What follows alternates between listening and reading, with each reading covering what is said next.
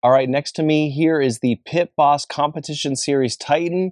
And for our first cook, not only are we going to do brisket, I had special ordered a Wagyu brisket. I'm waiting for that to ship out. In the meantime, today we are going to set up the app and we're going to do a deep dive into the new control board. So let's check that out. All right, let's turn her on. And what I do like about the new control board on this one is it doesn't actually turn on the pellet smoker yet to start up firing cooking. I really like that because on all other models, you turn this on and it's already, heating up the heating element, it's dumping pellets in, it's basically like I'm ready to go. But I do like that you have the option here to actually hit start. So now I'm going to open up the Pit Boss app so we can add this Titan. So I'm going to click on grills down here at the bottom. There is a plus sign at the top. I'm going to hit that and it's going to say, do you want to add a grill? We're going to hit yes. And yes, I understand. We do have Bluetooth on and we did turn this on. So we're going to hit continue. It is now searching. It found it. So I'm going to click on that. And I get to nickname this one. I'm going to call it the Titan. I like that. I love that name. So we're going to call it the Titan. I'm going to hit continue. And so let's see, add grill. So we're going to say yes. And so now I'm going to add the grill to my Wi-Fi. And now my grill has been connected to Wi-Fi. So I'm going to hit OK. And there she is. So I can click on control your grill. So I'm going to hit start on here. And so now whatever data is actually on here, it's going to relay on there. So the cool thing is I can click on this. I can change the temperature. I can hit set temperature here, and then it displays on here. And then once we actually connect the food probes in, it will actually register the food probes on here. And then you have, if you started to cook, you can then track the cook on there. And I think from even here, if you want to turn off the grill, I can say yes. And now it is in shutdown mode. So when we do our first cook, we'll play a little bit more with the app just so we can see what it's like when we're actually cooking some food. But now let's turn the controller back on, and then we are going to go through the controller menu right now. Now, before we actually hit start, if we click on the setting menu, the first one here is display, and that is how bright you actually want the screen and if you want it in Fahrenheit or Celsius. So, and then for screensaver, that is when you're cooking it, when do you actually want the screensaver to start. From there, you have languages, and you have 3 languages to choose from. The about is going to let you know your serial information and what version you have. So whenever they come out with a new version, you can actually update it. That's pretty cool. And then this thing right down here, the diagnostic test, you can click on it.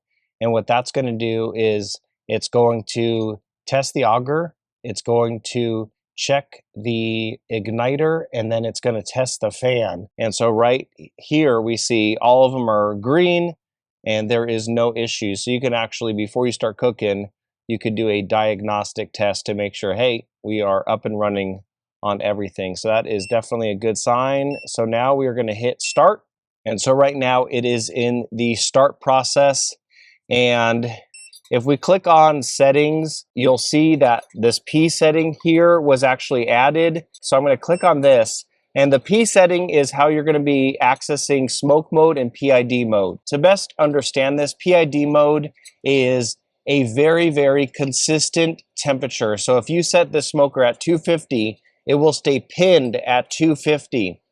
The only downside to PID is you get consistent temperatures, but very little smoke. Whereas smoke mode, if I click on that, you're going to have a range all the way from P0 to P7. So under P7, it's saying that the auger will spin for 18 seconds on, and then it will stop for 150 seconds. And that is able to produce a lot of smoke. When the temperature drops, you're going to get a lot of smoke. And then when the temperature comes up, you're going to get less smoke, but you're going to have almost like that wave. And so that you're going to get less consistent temperatures in smoke mode. So picture if you set this to 250, 250 is going to be the average temp. It's going to go up to 275. It's going to go down to about 230. But that 250 is going to be that average temp. But you are going to get a lot more smoke in smoke mode. When you click on here, this is your prime button. And in the past, there was literally a button you would hold, and that would basically make the auger spin faster. Well, the cool thing here, you can do 3 seconds. It will spin the auger for 3 seconds. You can hit the 5-second prime. That will spin the auger faster. And then you actually can do hold prime, and that will continue to spin the auger faster until you release it.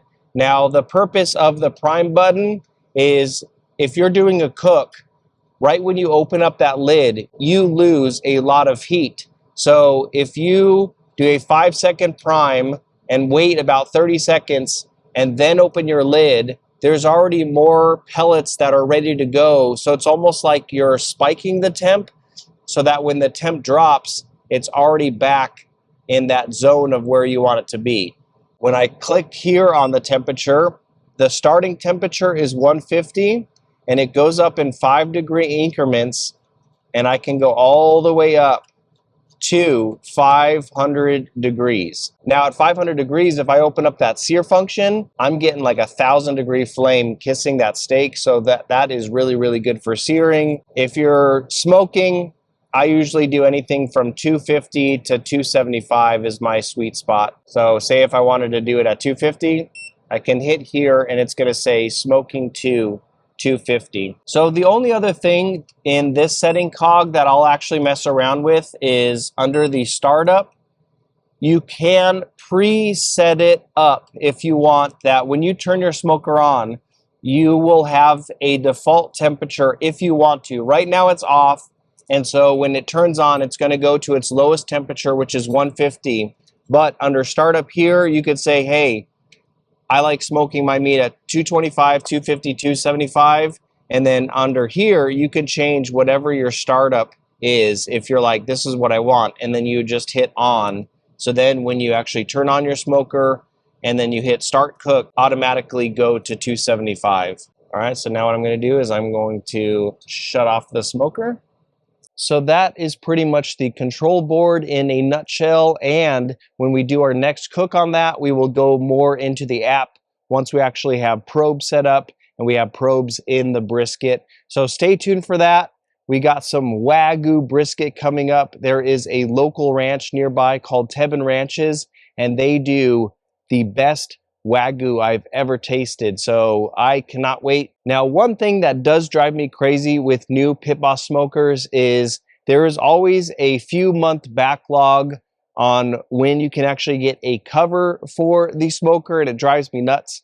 But someone actually left a comment in the last video and they asked, hey, can you try putting the Pro Series Elite 1600 cover on it?